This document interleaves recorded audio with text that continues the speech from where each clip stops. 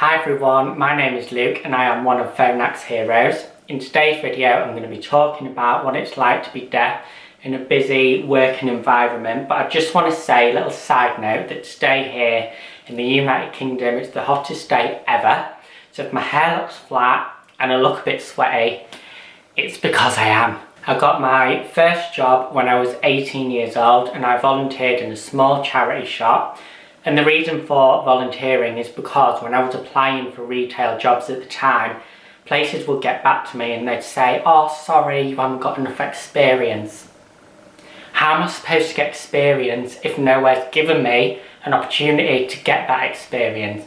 So I just thought I'm just going to volunteer in a retail shop and then I've got that retail experience. So I volunteered in a charity shop for 5 months, and because the shop was so small, the acoustics were really good.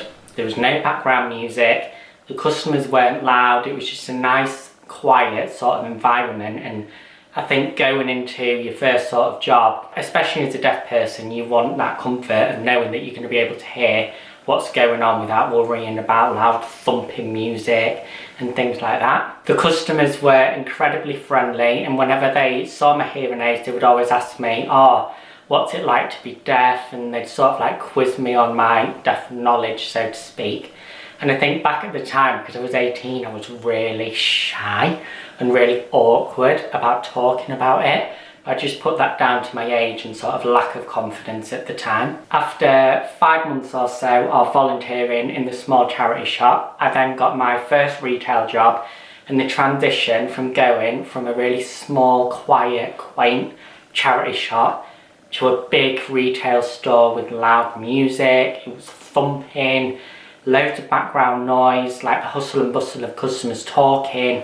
And if I'm on a till, you know, I'm trying to concentrate on the customer in front of me, but then so is my colleague next, because there's like a whole desk of colleagues and customers and things like that. So at times it did feel very overwhelming, you know, going from such a small environment to a huge environment. Luckily, my colleagues at the time were really helpful and really supportive, and if they saw that I was struggling in any sort of way, they'd sort of jump in and take over, but not in a way that they were pushing me out. They were just doing it to help me, and obviously, you know, customer comes first and all that, so they need to put the customer first kind of thing. I think working in a busy retail environment really highlighted to me people's opinions of deaf people. And I used to get comments like, "Can you hear me? Can you sign? What if I sign? Will you be able to understand?" And there was one customer, and oh my god, I will never forget this. She came up to me and she said, "Is the music always this loud, or is everyone just deaf in here?" And I was gobsmacked. Not because of what she was saying, but because I was deaf. And I was like, does she even understand how ignorant and flippant and offensive that comment was? And I wish at the time I'd said something like, "Yeah, I'm deaf," but I was just so taken aback. I was like, what? That was the one bad experience I had, thank God.